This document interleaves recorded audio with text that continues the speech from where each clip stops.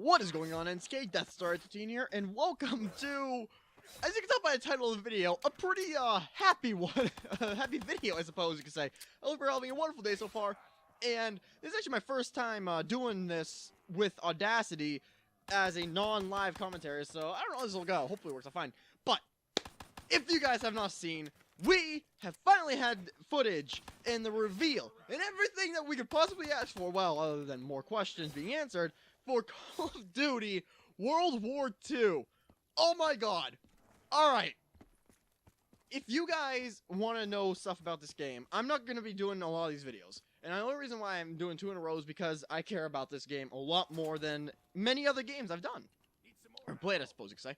Or should say. But, this game might be my favorite video game ever.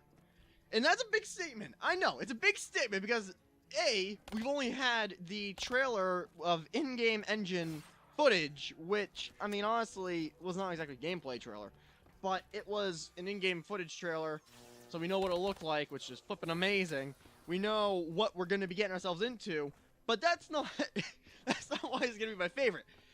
Back in 05, I made a video about this the other day. There was a Call of Duty called Call of Duty Big Red 1. That was my very first shooter game. That was the first shooter I ever played on GameCube. I played it with my family, my father, my brother. My mother wasn't too into that game.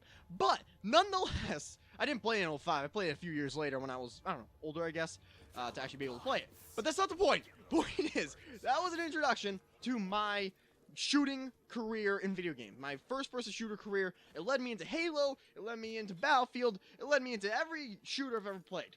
I love that game to death. It will always have a special place in my heart. And honestly, it was just a flat-out flipping good game. It was amazing. I remember the last mission was so just perfect. And everything wrapped up. Again, I didn't know at that time. It had Mark Hamill, Luke Skywalker as a voiceover. It was a perfect game. The Big Red 1 was the 1st Infantry Division of the U.S. Army, and they were called the Bloody First.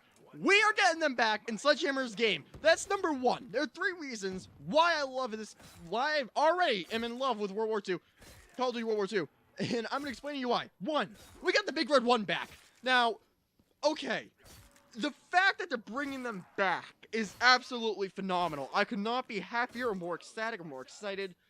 It's my childhood coming back. Well, I don't say my childhood. That would be, you know, I wasn't a little infant, you know, shooting a gun. You know, I wasn't any of these 10-year-olds on Call of Duty quickscoping. I've never made a quickscope anyway. Oh. Well, anyways, that was amazing right there. To see here, welcome to the Bloody First. I'm thinking for Big Red 1.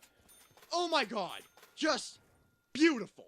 Number 2, it's a dark game, and I love that. I love creative things. Now, I understand that it was based on a real-life thing, and World War II was obviously a huge tragedy. There are a lot of things to say about World War II, like, you know, if it never happened, would we have one today? Would it be worse than the actual one that happened? If it did happen, but it happened, obviously history is a very malleable thing. But when it comes to creative influences within things like video games, like, for example, Treyarch's World at War, I loved that game because it was real. Well, obviously it wasn't, not everything was real, but it was realistic enough to feel like you were in the shoes of a real person. And I love that. I love things that are realistic, but are also dark and gritty. And it shows you something. I really do think it's because in today's society, we don't deal with, like, for example, this is getting way too deep, but real quick, what the cavemen used to deal with, for example, where you feel that adrenaline rush of, you know, fighting for your life against a giant tiger or something. I don't know about human history, but you get the idea. In our society, we're very comfortable, we're very safe, and that's a good, well, we're safer than we used to be, you know, it's not like we're living in a cave anymore. But you understand my point, hopefully. Otherwise, I've totally screwed it up, but not the point, again. The idea of being able to go back to a time when not only is it relatable, because some of the stuff they were using, we're using nowadays, i.e. vehicles and stuff like that. You know, we had the first car, well, the quote, first cars, all that stuff, the weapons, the guns, all that you're familiar with. You familiarize yourself because it was only like, what, 80 years ago? Something like that, you know? It wasn't that long ago in all retrospect of the world. But the fact that they're not only going back to it, but they're making it a dark story, and they said that. I can't love enough. It's going to make it more emotional, and that's what I love. I love losing myself in the emotions of the story. So reason number 2 why I'm going to think this is the best game I ever played is, actually I guess there's 4 reasons now, I think you'll see in a minute, is that it's just a very dark, realistic game that's going to put you in the the boots of a soldier in Europe during World War II of the Big Red One. Reason number 2. And reason number 1 was that they just brought the Big Red One back, so I guess there's 3 reasons. But anyways, reason number 3. Do I need to say more than these 2 words, Nazi zombies? Do I need it? Must I say more? I don't think I do. Nazi zombies is something that's influenced so much of my life, really. Like, not, obviously, I'm not going to go around shooting Nazi zombies because they don't exist, and B, I'm not going to shoot anything for a very long time, probably. But, the idea that they're bringing back Nazi zombies, not just zombies, not just what you're seeing on screen right now with Der Riese, or I guess the giant, whatever. It's actual Nazi zombies. What started the entire storyline back in Toten, just, it's going back. And I loved World at War Zombies. It's still, to date, my favorite, like, pastime, I guess, when I think about nostalgia-wise.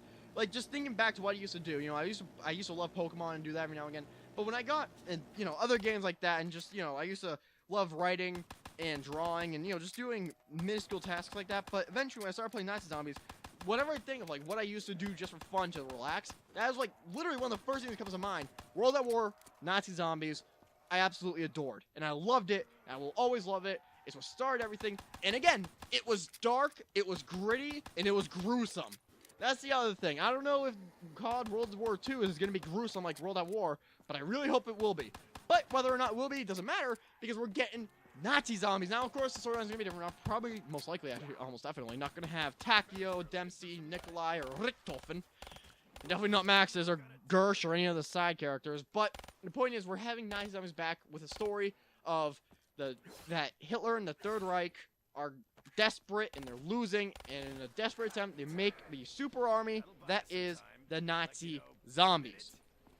And obviously, we're going to be able to dissect that. I'm hoping that with a fresh start, a fresh start to channel, a fresh start in Call of Duty, and a fresh zombie storyline, I'm hoping I'll actually be able to start contributing to the zombies community a lot more, and I look forward to that. That's reason number 3, something that I absolutely adore. It's going to be dark, it's going to be gritty, and it's going to be a horror Nazi zombie thing. What even? Like, the fact that these people, I'm 90% sure these people are the ones that worked on Dead Space. And if not, I believe they made comparisons in the past. But this is a horror version of zombies. They went out of their way to make it horror. It's dark. It's, again, gritty, and it's going to be scary. And if they're able to make it so that myself and everybody else is actually, like, terrified, at least in the beginning, of these zombies, oh my god, that will be amazing. Oh my lord, there are so many possibilities. Oh, I'm excited in that one picture. I hope I'm able to put it on the screen right now. I cannot wait. Reason number 4. In my, like, not even childhood dreams, like, my gaming dreams, I've always imagined having simply a game that's an MMO, but not. What I mean by that is to be able to play with friends, play against friends, do whatever, you know, like a regular, say, Call of Duty or Battlefield or whatever, but in between matches, make it feel like you're in the battle, getting prepared for the battle coming up. Make it feel like you're in the boot camp, make it feel like you're in the camp, and you're getting ready. Or, like, you know, say maybe an Elder Scrolls Online sort of thing. Make it feel like in between doing stuff, which, I mean, I know that specifically is an MMO, but something along the lines of where, you know, you do time things, and in between you have that time. None of this lobby stuff that takes you out of it. I want to be able to actually interact with people like an MMO. Well, that's what it is. I want to have an MMO that feels like an MMO, but it's not. I want to be able to mix Call of Duty and a massive multiplayer online game into 2. And that seems like that's what they're flipping doing with the multiplayer, where when they described it, I can't remember for the life of me what they called it, but in between matches, it seems, you're going to be able to go into this area of a camp, and you saw all these people all on the same team, because they were all blue gamer tags, or whatever they're calling PSN? Is it like name tags or something? I don't know. But they were all playing in the same match, and it was all, they said it, in between or not during a fight. Or maybe it was during a fight, just off to the side, getting their loadouts ready. Who knows? But the fact that they're taking the idea of possibly even removing the lobby system altogether and having an entirely new system and having the ability to interact with other people without having to shoot them or kill them or work with them to shoot other people, and just having it in the area all together waiting for the next battle. Oh my god, I have been waiting so long. Or maybe it was all the people in the lobby, you know, maybe that is the lobby. It's just, and that's like, say, all 32 people, you know, 16 on 16, but it's in the game, you know what I mean? Kind of like how Advanced Warfare had, that makes sense now that I'm talking about. Advanced Warfare had that shooting range during lobbies. That makes sense why they're doing this, because now they've taken that idea and expanded it to just in general, in between games, the lobby is this playable area where everybody goes and gets ready.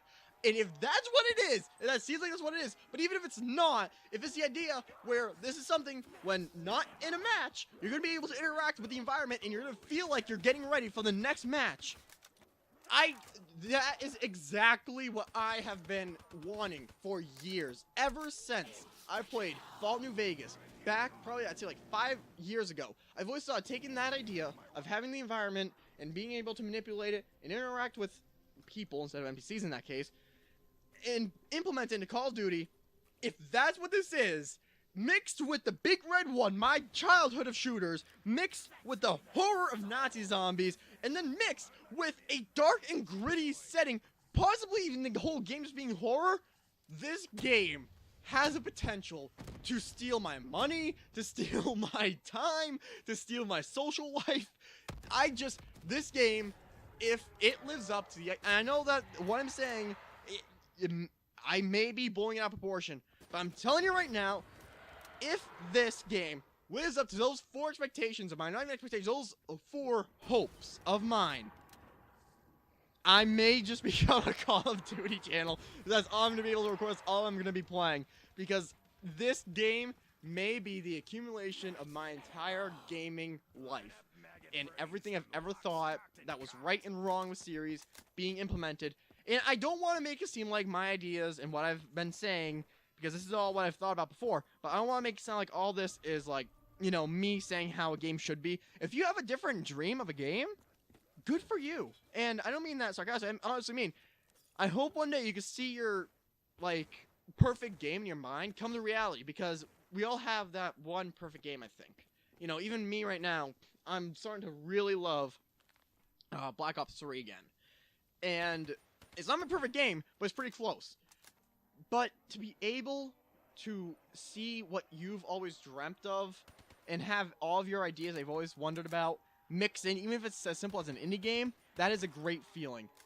And if that is how this is going to be for me, and hopefully for other people too, because I want other people to feel this excitement I have, it's the greatest feeling. And if that's not your perfect game, if you think that's the stupidest idea in the world, those 4, that's fine. You know, be simple about it, but that's fine.